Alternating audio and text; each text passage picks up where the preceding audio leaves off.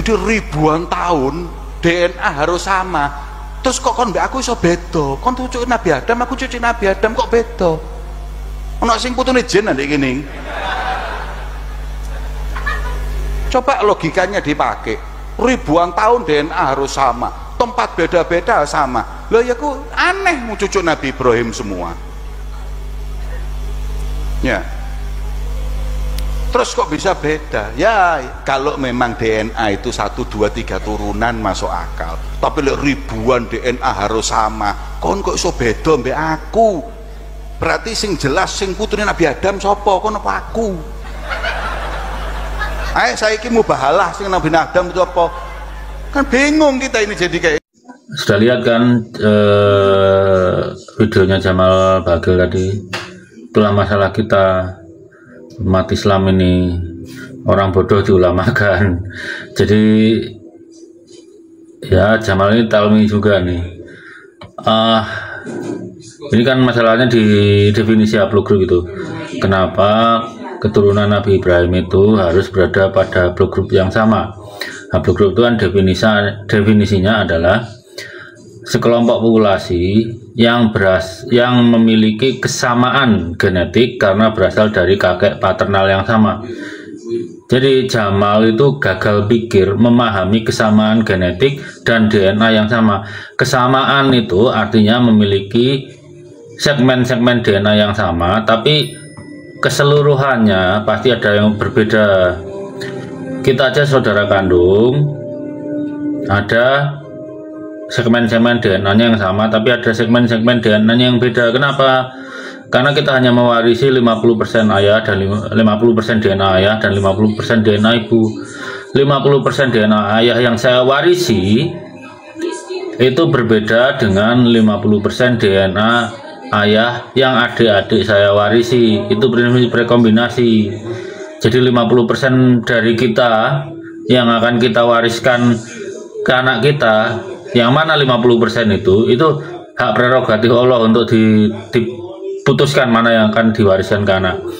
Tapi ada segmen tertentu yang diwariskan tanpa direkombinasikan dari Nabi Adam sampai kita dan seterusnya. Itulah yang dipakai untuk melacak nasab. Jadi bayangkan orang seperti Jamal Bagil itu yang tidak bisa menginterpretasikan kesamaan genetik dan dianggapnya karena punya kesamaan genetik DNA-nya sama. Itu seharusnya kalau mata pelajaran ilmu mantik di pondok itu udah nggak lulus, nggak boleh lulus kalau kayak gitu itu. Kok masih bisa lulus? Ya nggak tahu.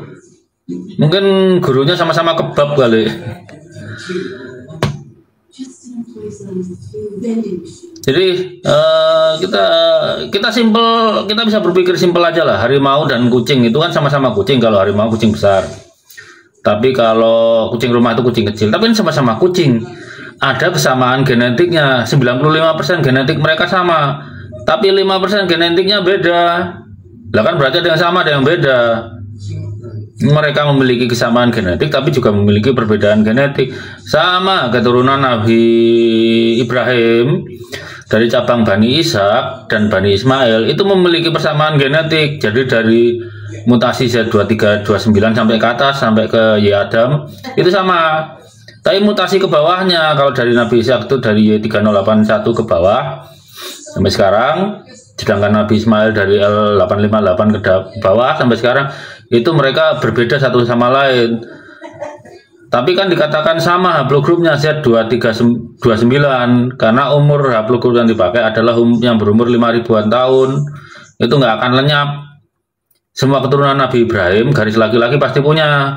Jamal Bagil itu nggak punya, sehingga dia memilih bodoh dengan mengatakan masa DNA ribuan tahun sama. Ya nggak, pasti nggak sama lah.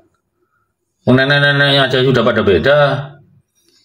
Tapi harus tetap memiliki kesamaan. Ingat, saya ulang berkali-kali, sekelompok populasi yang memiliki kesamaan genetik itu bukan berarti DNA-nya sama. Kesamaan itu kan parsial. Ada segmen tertentu yang sama, sisanya beda. Itu satu majelis jadi goblok semua itu kalau dengerin Jamal Bagil itu. Bagaimana orang seperti itu kita ulamakan? Ya nggak pantas juga sebagai keturunan Nabi sebodoh itu. Memahami kata kesamaan genetik aja nggak bisa. Tapi ya benar juga sih, kalau orang tuanya Jamal Bagel itu ngasih nama Jamal. Orang kecerdasannya setara onta gitu. Ya gitu aja. Assalamualaikum warahmatullahi wabarakatuh.